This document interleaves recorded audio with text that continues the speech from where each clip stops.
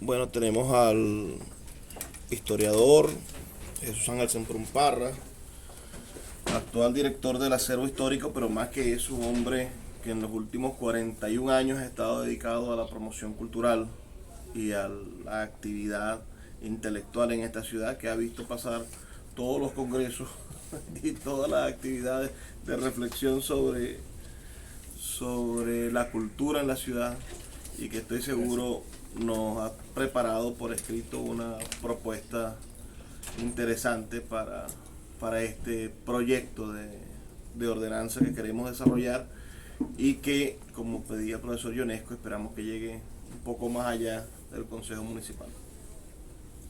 Gracias, Luis, y gracias por la invitación a este evento. Yo traje una ponencia porque estoy pensando en el formato del Congreso, ¿no? Que es una metodología, ¿no? Implica una metodología en la presentación de ponencias e intervenciones. Al final los congresos tienen las llamadas plenarias, y en las plenarias aparecen las conclusiones de cada una de las propuestas que nosotros presentemos. Yo, como bien lo dijiste, durante 40 años, un poquito más, he participado en muchos eventos de este tipo, de reflexión sobre la cultura y sobre las políticas culturales también. Y nunca se ha llegado a nada, no ha servido para nada. Lo único que ha servido es, como dijo Alexis Blanco, para reunirnos y hablar de nuestro propio trabajo, del trabajo de creación y del trabajo de difusión de nuestro propio trabajo, ¿no? Pero bueno, eso ha traído también un enriquecimiento espiritual y humano, y de eso estamos llenos, afortunadamente. Y nadie nos puede meter coba, como dicen, ¿no? Yo hice un escrito que tiene que ver con todo eso que hemos vivido, y al final hago unas propuestas bien concretas que ojalá se tomen en cuenta algunas de ellas. Algunas parecerán irrealizables, pero siempre hay que pensar en grande, sobre todo para una ciudad como esta y para unos habitantes tan particulares como tiene esta ciudad, que ya desde el viajero de Pons decía que éramos amantes de las letras y del latín. La explicación, ahí está la explicación de todos estos nombres como Rutilio, Euclides, Críspulo. Ahí está esa explicación desde el Colegio Nacional, desde 1837. Bueno, sin más preámbulos, comienzo con este texto que nos va a permitir, ojalá genere algún tipo de reflexión o discusión sana, ¿no? Desde luego, ¿no? En la mayoría de los estados del país, y mucho más en los municipios, se desconoce la política cultural del gobierno venezolano. No se sabe qué recursos ni qué programas existen. Al menos en las décadas de 1970 y 1980 conocíamos de sus programas dirigidos a la provincia a través del CONAP y la Secretaría de Cultura, los cuales se activaban a través de convenios. Y esto lo digo porque yo fui fundador del Departamento de Literatura de la Secretaría de Cultura en 1990, y me tocó ir a Caracas. Ya el convenio, por supuesto, lo había firmado el titular, que es el secretario de Cultura, con el presidente del CONAC, y me tocaba ir a buscar los programas, que eran nada menos y nada más que ellos, si se trataba de traer artistas, escritores, talleres, ellos pagaban al instructor, y nosotros nos encargábamos acá de la difusión, de la prensa, de buscar el local, de atender al instructor, etc. Eso nos pareció muy bien porque trajo muy buenos frutos. Y los talleres no solamente fueron para formar a los jóvenes en la escritura dentro de los géneros tradicionales de la literatura, como es el ensayo, la narrativa, la poesía, sino que fue mucho más allá. Abordamos la crítica también, ¿no? En sus diversas técnicas ya conocidas a nivel académico, y sobre todo nosotros fuimos pioneros en un taller de traducción literaria que lo dictó Luis Moreno Villamediana en aquel tiempo, un gran escritor, poeta premiado, consagrado. Él es sobrino de un miembro de Apocalipsis llamado Néstor Leal. Néstor Leal, sí, poeta. Sí, entonces como pudimos ver en literatura, no solamente podíamos hacer los talleres tradicionales, sino extendernos a otros tipos de talleres más especializados todavía. Y bueno, pudimos de alguna manera contar con los fondos nacionales destinados para cultura. Eso fue una experiencia concreta que yo la viví y la puse en ejecútese, porque me tocaba. También tuve más adelante otro tipo de experiencia ya, pero con otras instituciones, ¿no? Sabíamos también desde esa época que los planes de la nación formulados por el Ejecutivo Nacional y enmarcados dentro de la ley respectiva, es decir, de planificación, eran enunciados con perfección metodológica, o con perfección, sí, pero muchas veces sin traducción a la realidad. Aquellos planes eran perfectos, pero no sabían cómo aplicarlos concretamente en asuntos culturales, ¿no? Aunque hubo programas en materia cultural desarrollados con éxito, pero muy sectorialmente. Bueno, todos saben de los programas del gobierno de 1973, estoy hablando de las becas, de la creación de una biblioteca Ayacucho, etcétera, ¿no? Otro mundo. Que en realidad nos trajo muchas satisfacciones, y conocer escritores venezolanos de alta talla, ¿no? En este sentido, tuve una experiencia como secretario general de la Asociación de Escritores del Zulia.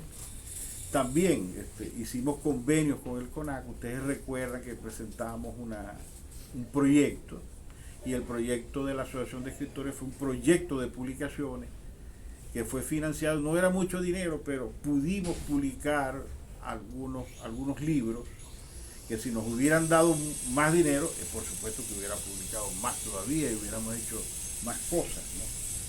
Y sobre todo desde el doctor Guillermo Hernández y yo creamos la Fundación Centro de Investigadores Agustín Villares Carlos en 1991, que también tuvimos convenios con el CONAC, con los cuales compramos materiales para poder gestar el famoso Diccionario General de Túnez, que ustedes conocen.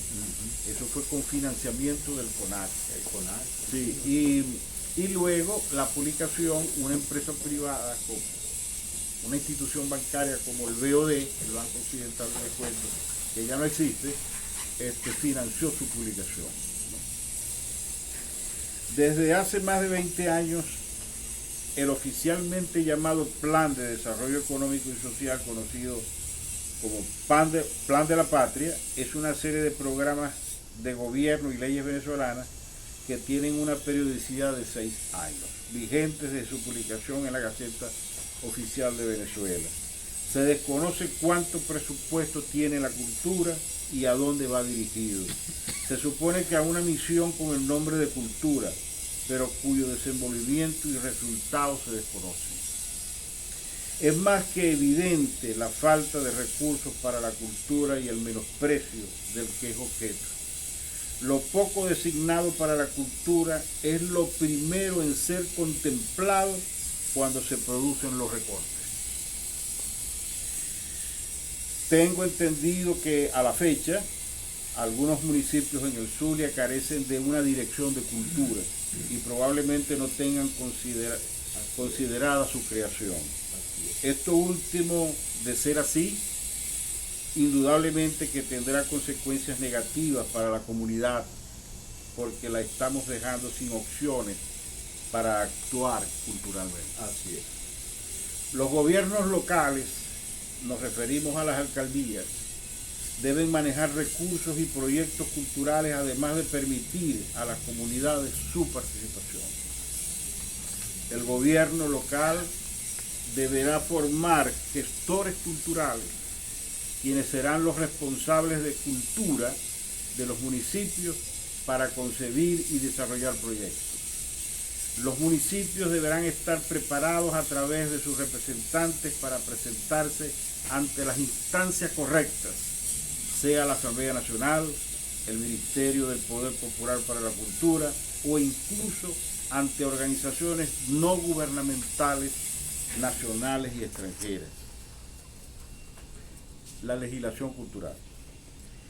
La legislación cultural venezolana se encontraba dispersa en numerosas leyes, decretos, ordenanzas, resoluciones e instructivos producidos por diferentes organismos de Venezuela. La ley de cultura que existía era la ley del CONAC, hasta que se aprobó la Ley Orgánica de Cultura en 2014. Se discutieron 3 proyectos con aportes importantísimos. Finalmente se sancionó uno distinto en ese año que no se sabe de dónde salió.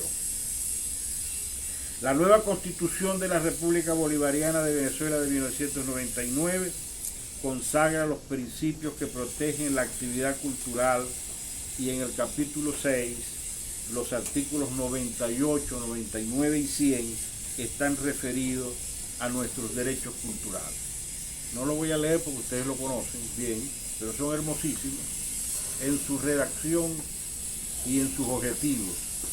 Pero son artículos, como decimos nosotros los abogados, son disposiciones programáticas, es decir, son disposiciones que posteriormente se desarrollarían en leyes orgánicas. Desde luego que ya tenemos la Ley Orgánica de Cultura y está la Ley de Protección y Defensa del Patrimonio Nacional, que se derivan de esas disposiciones constitucionales.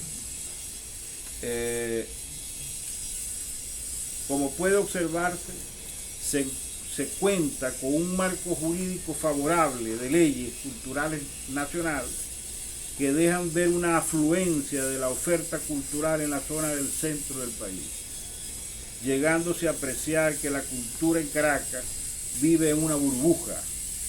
Son capaces de incorporar las variables que les permiten medir la oferta, la demanda y la infraestructura cultural, que sí la tienen. Se habla de festivales de poesía, de las artes, conciertos, ferias del libro, concursos literarios, de música y eventos de todo tipo en el país, constituyéndose en una minoría de los cuales reciben recursos nacionales. Algunos han sido extendidos a los estados del país, como el exitoso programa llamado Sistema Nacional de Orquesta, que es una iniciativa privada. Privada porque es de un individuo. No así ha sucedido con la Ley de Cultura del Estados Unidos.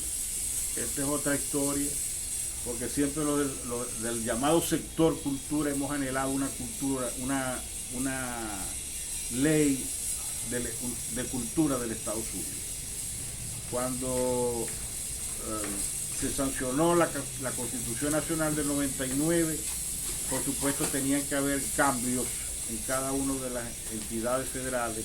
Las asambleas legislativas tendrían que convertirse en consejos legislativos. Pero había un elemento de transición que eran las comisiones legislativas que permitieron pues evolucionar los consejos, y se propuso curiosamente, porque ellos gozaban de presupuesto, de presentar el primer proyecto sin precedentes de una ley regional de cultura. Esta comisión estuvo dirigida por el doctor Roberto Jiménez Mayolo, y ahí los demás que conformaban la comisión eran escritores e intelectuales de la ciudad de Maracaibo. Ahorita no recuerdo sus nombres, pero todo de primera línea. América, Ajá, América Gold. de primera línea. Entonces, esta ley fue presentada, el proyecto, por el doctor Américo Gold. Eran 2 hojitas, Américo Gold, que presentó. Pero luego decidieron, la misma comisión, no, vamos a reunirnos con el sector cultural para discutir esta ley. Y esta ley fue enriquecida y creció.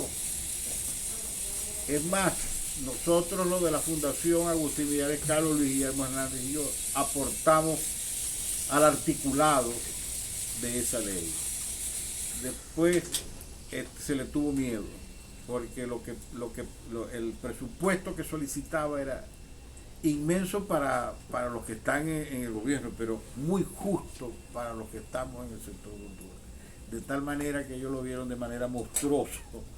Y eso no se aplicó nunca, esa ley no se aplicó, fue un fracaso. Después, entusiasmada la misma gente del sector, se propusieron hacer reformas a la ley para ver si la ponían en ejecución. Se hicieron 2 reformas parciales, la última fue la del 2015-16, no recuerdo, pero tampoco resultó, lamentablemente. Y bueno, y ahora que Luis Peroso quiere que les propongamos una ordenanza cultural al municipio. Ojalá tenga éxito en eso, pero es una idea realmente original y que felicitamos todos. Pertinente. Claro. Correcto. Sí. Ahora aquí, continuamos. ¿Qué hacer? La pregunta.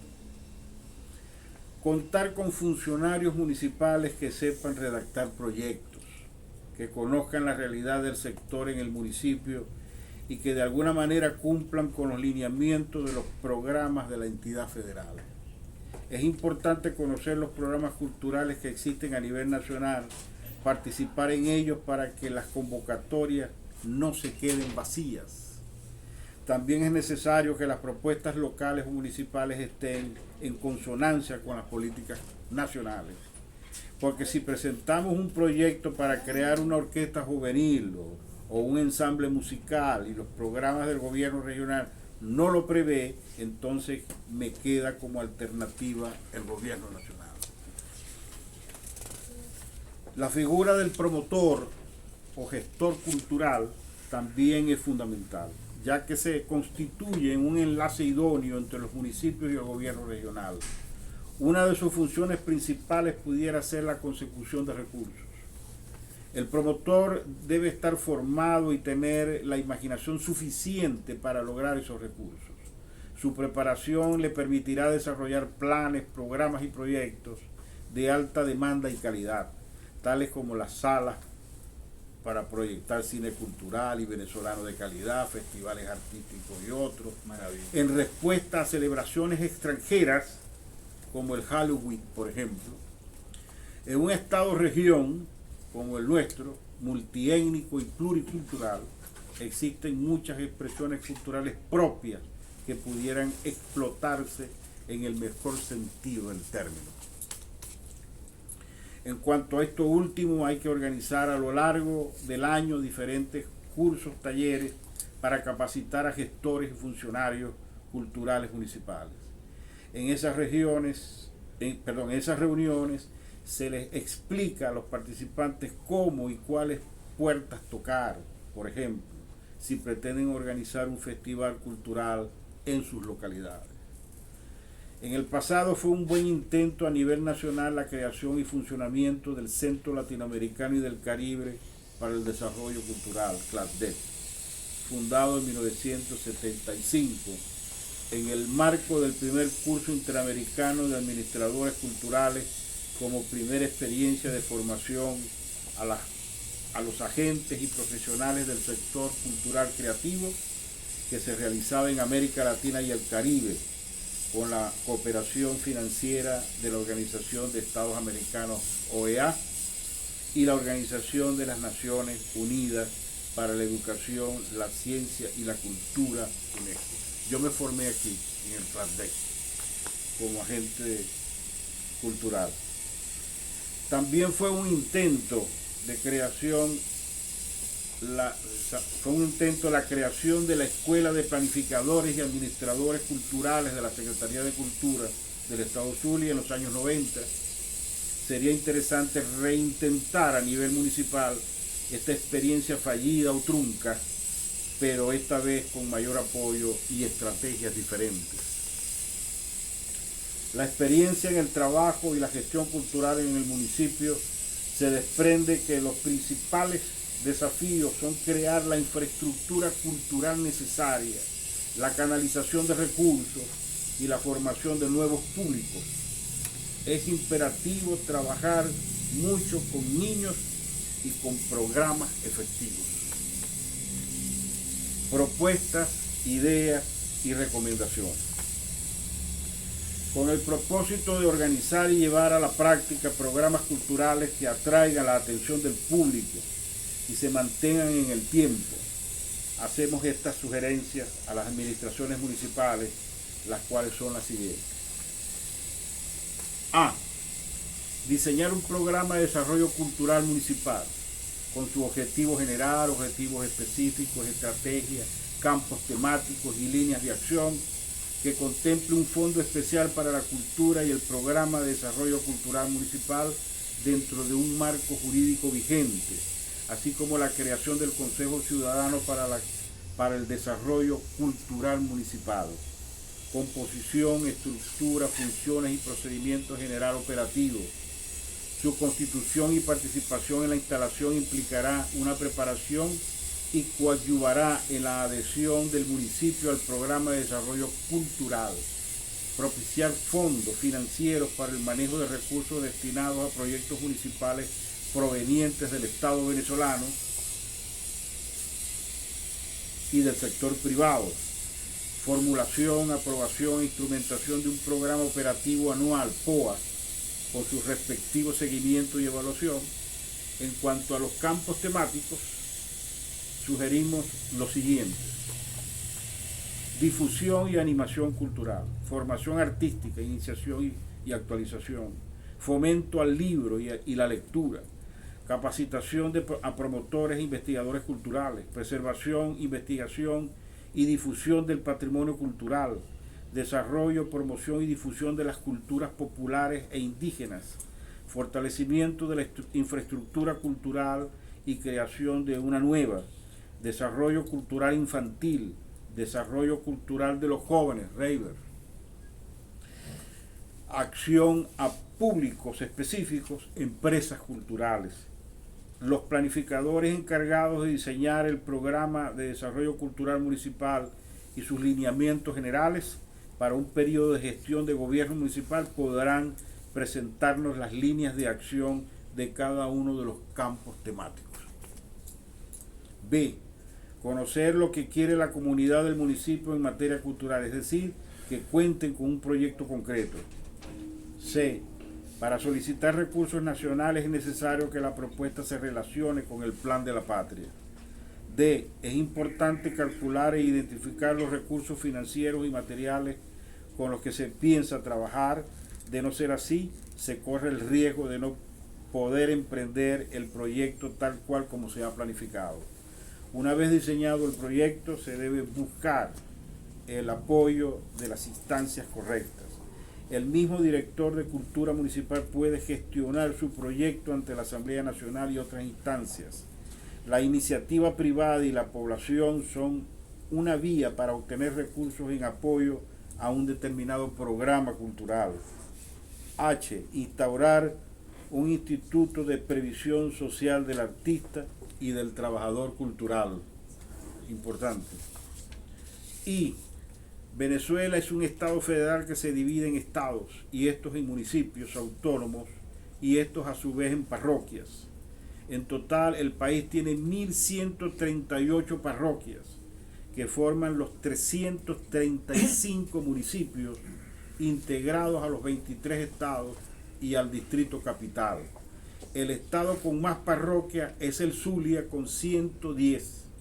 El municipio con más parroquias del distrito capital es el municipio Libertador con 22 parroquias, pero el municipio con más parroquias entre los estados del país Es el municipio Maracaibo del estado Zulia con 18 parroquias.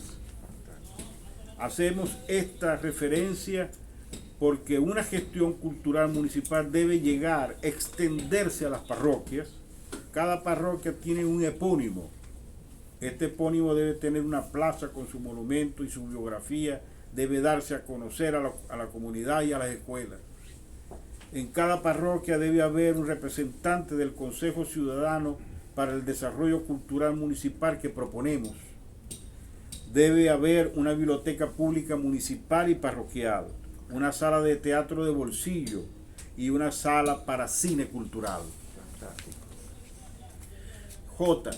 Convertir la Plaza de Toros de Maracaibo en un gran domo cubierto o techado con aire acondicionado para grandes eventos culturales municipales y que se convierta en un proyecto verdaderamente sustentable para el municipio con las siguientes características. Produce valor por sí mismo a largo plazo, genera puestos de trabajo estables, potencia el número de inversiones, fomenta las habilidades de las comunidades, promueve un desarrollo sólido de las comunidades, respeta los derechos del medio ambiente, busca y ejecuta soluciones en problemas ambientales de la localidad. Estas son mis propuestas que las voy a presentar al organizador, señor Luis Peroso Cervantes, y ojalá le sirva de algo. Fantástico.